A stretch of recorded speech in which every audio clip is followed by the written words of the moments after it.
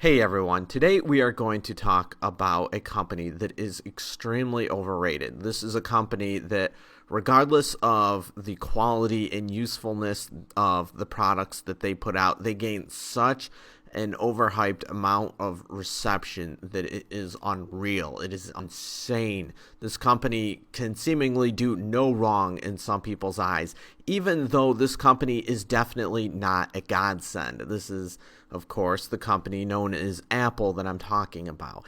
And it's just unreal the amount of or the ridiculous amount of attention that this company gets. It's the company of the young modern adult or something like that. It's like, what? Or when you walk into Starbucks, everyone is using their iMac or iBook or whatever, and it's like, my God, to bring a Sony Vaio into the Starbucks while drinking your $6 cup of coffee would probably cause the place to implode. I'm pretty sure of that. I've never seen a non-Apple computer in there ever in my life. It is insane. I remember using my Samsung smartphone in there, and I felt out of place a little bit. But regardless of that, yes, I do recognize that this company does do some good things. However, today we are talking about the $500 paperweight known as the iPad. What is the iPad? Well, according to, I guess, Wikipedia, it told me that it is the cross between a smartphone and a laptop. But let's not lie to ourselves. Let's be honest. It is an oversized, bulky iPhone. What the hell is the point of that? The iPhone and just smartphones in general, I can see the purpose of. I'm not one of these like over the hill old people that are like, oh, my phone should only be able to talk to people. I don't want any features other than that. I am scared of technology. No, that's not me. I get the purpose of having applications. A lot of them overrated and not that exciting, but I can see why you would want to have Cannibal for the next time that you end up taking a crap at work, or there's some obscure programs here and there that you can download onto your iPhone or your smartphone that are useful. And these new phones, they have a lot of hard drives, flash memory space or whatever, so you can store your music on them and use them as your MP3 player. And that's great. I think that is a wonderful device. These newer phones that double in purpose or triple in purpose or whatever, what have you. And so, yes, it's great to have your phone that can do all of these functions in your pocket. But what the hell are you going to do with an iPad? You cannot actually carry this thing around. It's not like we're all wearing the Jinko jeans here, whatever the hell those things were called. You can't just throw this thing into your back pocket. And for those who don't know, it has about the same physical space as a DVD case.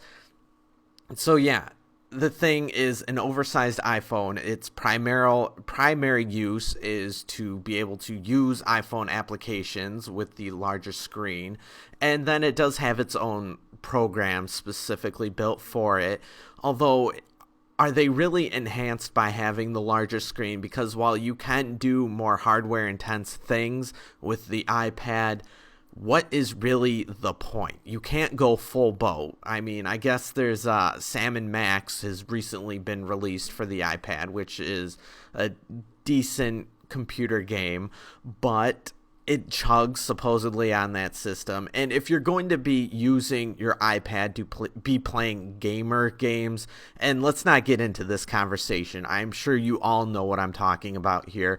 Not to say that there's no value in these simple games that you can often download for the iPhone or so on and so forth. But if you're going to be playing quote-unquote real games, just bring the DS or the PSP. Seriously, these touchscreen games, typically not that great, typically not that exciting. And if you want to be playing real, quote-unquote real games, that is not the system of choice.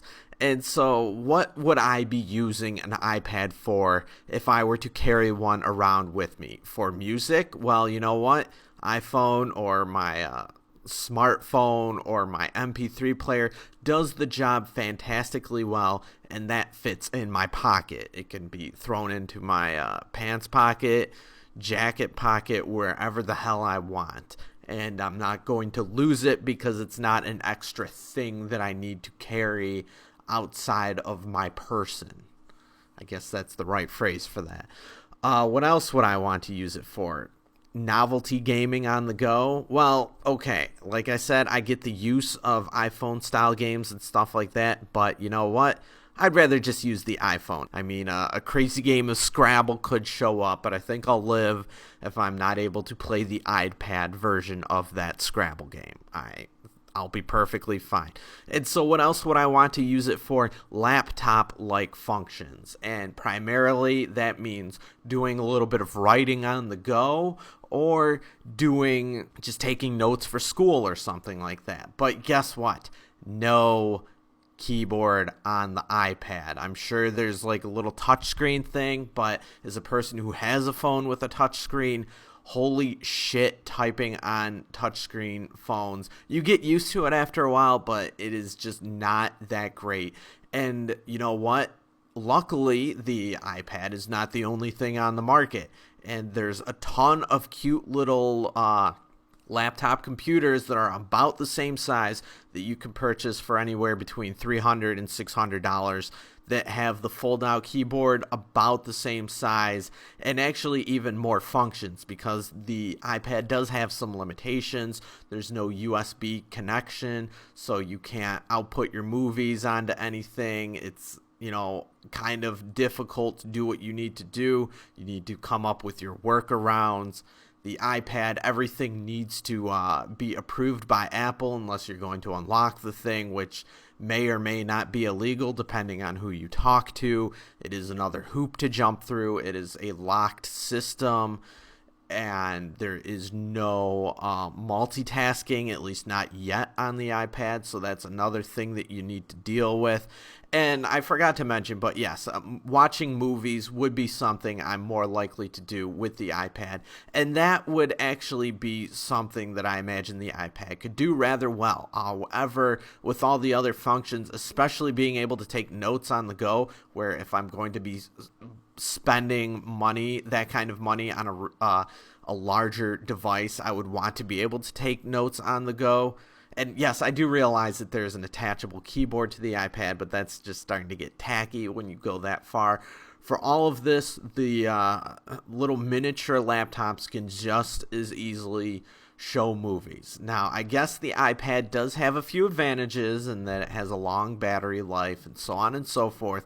I know that the thing is not like a complete piece of shit. However, I just do not see the point in actually purchasing the iPad all in all. Now, as a fan of technology, I will say that I do think that the iPad is generally cool, and Apple products generally are cool. They have unique features, unique interfaces, and I am a fan of that kind of stuff. I do take enjoyment in novelty electronics and gadgets and stuff like that. So don't get me wrong. I just think that their products are generally way overhyped when compared to other equally good products or even better products that get almost no attention at all. So do you actually own an iPad? I am actually curious whether or not you people who have bought the iPad are actually enjoying it. And if there are some features or conveniences that I've overlooked, I'd love to hear about them. I'm not trying to shit on your purchasing decisions if you actually enjoy this. However, I'm interested in creating some discussion. So let me know what you think, and thanks for watching.